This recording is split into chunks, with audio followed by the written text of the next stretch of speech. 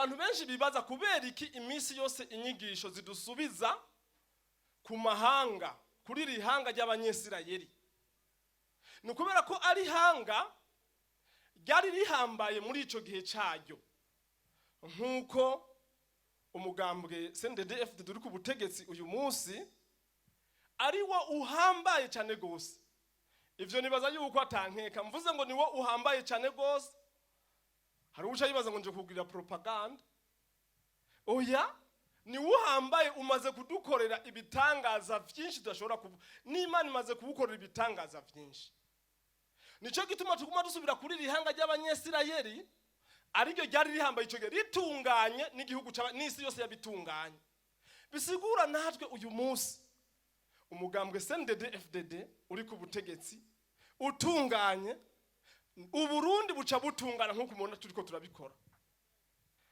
Arico gituma Qur'ani nyeranda mu kigabane citiriwe Yosefu ariwe Yusufu ni ca 12 muri Qur'an, umurongo w'ijana 11 utubwira uti laqad kana fi qasasihim ibratun li ulil albab ma kana hadithan yuftara walakin tasdiqan alladhi bayna yadayhi wa tafsila kulli shay'in wa hudan wa rahmatan liqaumin yu'minun.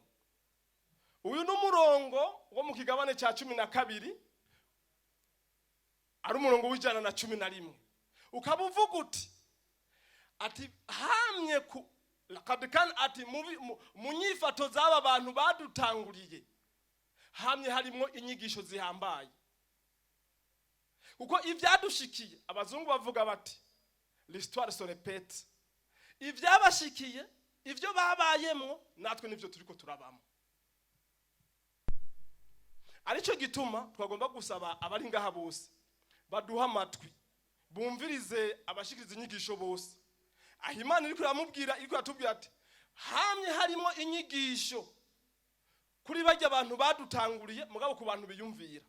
Ati si bihimbano, ati inyigisho zizanye, ati ahubwo n'ukuri kw'Imana kuri imbere yanyu, ati kandi gusigura buri kintu cyari cyo cyose. Burya inyigisho turiko turahabwa ngaha zisigura ikintu cyari cyose dukeneye muri ibi bihe twebwe turimo. Ati kandi ni n'uburongozi n'imihezagiro ku bantu bemera. Twebwe rero ngaha twakoranijwe no kwemera. Ni inyigisho, ni n'uburongozi, ni n'imihezagiro. Aha twaje gutora uburongozi, inyigisho n'imihezagiro. Iri mu kigabane cyitwiriwe Yosefu, kigabane ca 12 umurongo w'ijana na 11. Nico gituma dusubira kuri ya mahanga twababwiye ya mbere yaho hambere yahaciye, ariyo na cyane cyane y'abanyesirayeli, kubera ko ariyo yatwara isi, igatwaye isi igihe kirekire kandi akagira n'amakuba ibihe birebire. Impamvu si yindi n'ukuntu yiyumviriye. Imana yamuhaye ubwo bushobozi bwo kwiyumvira, kwama buri umwaka abantu duhurira ngaha twese atanu mwavuyemo. Ni ikintu gihambaye cyane gose. Ati kubera iki? Aho uyu murongo Imana wo mu kigabane cyitiriwe Abraham, ni kigabane ca 14 umurongo wa mbere, avuga ati iki ni gitabu twaguhaye ilaika wewe litukhrijan nasa min adh-dhulumati ila nur, kugira ukure abantu mu muzimagiza ubashire mu muco bi idhni rabbihim, atukoresheje ubushobozi bw'Imana yabo ila siratul azizil hamid, baje ku murongo ugororotse. Twese ibi byicaro bizorushira ku murongo ugororotse kandi ibintu byacu bizogenda neza. Aho bukera tubona ibitangaza. Mugabo je nibaza yuko hari ibitangaza gahemwe tugikeneye Imana izotwereka bindi bisuvye yatwereze. Hemwe hari ibitangaza bindi abarundi dukeneye bisuvye yatwereze. Je nibaza ko atavyo ivyo yatweretse birakwiye.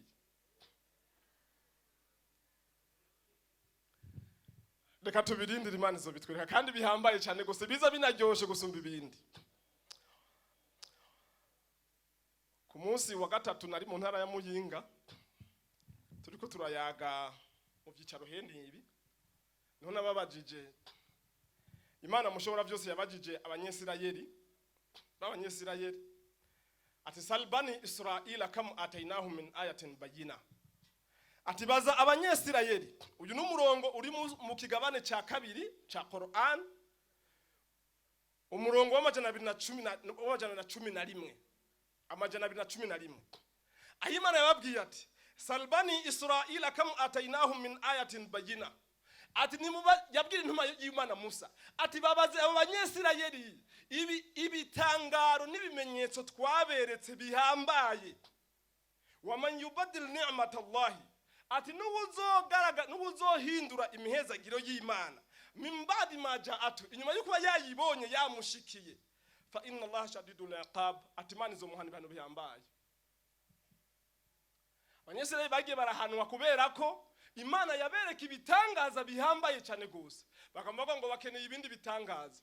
Natwebwe bisigura ko mu gihe cyaho twohakana ibitangaza Imana yadukoreye, duhabwa ibihano bihambaye, Imana ibidufashe ibiturinde. Ninacho gituma abatega imitego, iyo umuntu yanze ibitangaza by'Imana ntabigire ko ntabona amateka y'Imana, Imana imuha ibihano bihambaye. Twebwe twaronse amateka menshi muri kino gihugu cyacu cy'u Burundi. Abantu bakavuga none nk'amatora tabaye gahemwe muca mwaza kubica bigenda gute? Abantu bakavuga ati amatora ntaba akaba. Ntimurahira tukarahira. Manda ntihera igahera. None igitangaza mukeneye gisumba ico ni ikihe? Guhera ku murongo w'amajana 246 gushika ku murongo w'amajana 251. Imana mushobora vyose yabwiye abanyesirayeli, babwira bati inyuma y'urupfu rwa Musa baca bagenda gusaba intumwa yabo Samuel, ati Imana turagusavye ubwire Samuel twebwe aho twakabereye ngaha tubayeho nabi, bariko baratumerera nabi cyane gose. Isandugu yacu yarimwo ibisigi byacu barayidutwaye, bagwanye batsinzwe. Samuel ababwira ati mwebwe ivyo muri ko muransaba ngo magende ku Mana kubivuga. Bamusabiki ati ducagurire umuntu w'intumwa azotwegeranya maze tukaja guhabuza igihugu cacu n'ivyacu. Bibi mu murongo w'amajana 46. Hama ya ntumwa y'Imana y'inyuma ya Musa ariwe Samuel, muri Quran bamwita Yoshua, acarababwira ati ndagiye mu minsi 3 aragenda arasaba Imana arayinginga, hamikira mubwira ati genda, ati hariho intumwa y'Imana twacagwe yitwa Talut ariwe Saul, ati uwo niwe tubacaguriye azobe Imana. Hama Imana imaze kumucagura acababwira ati Samuel arababwira ati Imana yabacaguriye Talut abariwe aba umwami wanyu, intumwa yanyu. Baca barahaguruka ngo ntibishoboka. Qalu, baca baravuga bati anna yakunu lahu almulku alaina wa nahnu ahqqu bilmulk, yofata ubwami gute kandi ari twebwe tubereye kuba abami. Hariho abantu bama biyumvire yuko aribo babereye gusumba abandi. Kwisi nta ubereye gusumba uwundi, ni Imana ibona ubereye gusumba uwundi. Ni Imana ibona ubereye gusumba uwundi, kwisi nta ubereye gusumba uwundi. Ako kantu naga principe twese twojako. Ndabasaba mu vyukuri abantu bose iyo principe tuyijeko, tuyifate ko atawubereye gusumba uwundi ngaha kwisi. Aharo Imana imaze kumucagura, Samuel amaze kuvuga ati Imana yabahaye Talut, baca barasimba ngo ntibishoboka. Bashaka ngo nta matungo afise, ngo ntitumuzi, ngo n'umuntu wongo ngo ava mu minyaganyaga. Mugabo Samuel arababwira ati inna Allah astafahu alaykum wa zadahu basatan fil ilmi wal jismi wallahu yu'ti mulkahu man yasha wallahu wasi'un alim. Ati Imana yamaze kumutora, ati imutora muri mwebwe maze kimuha n'ubutwari bwo kubatwara n'ingoga. Ati kandi Imana itanga ubwami bwayo kuwo yishakiye, ati kandi Imana niyo nyene kumenya ibibereye. Twagomba tubasabe rero uyu munsi aba bantu baya mahanga bace batangura iki ngo duhe ikimenyetso ngo cerekana yuko ivyo uri kuravuga ari vyo.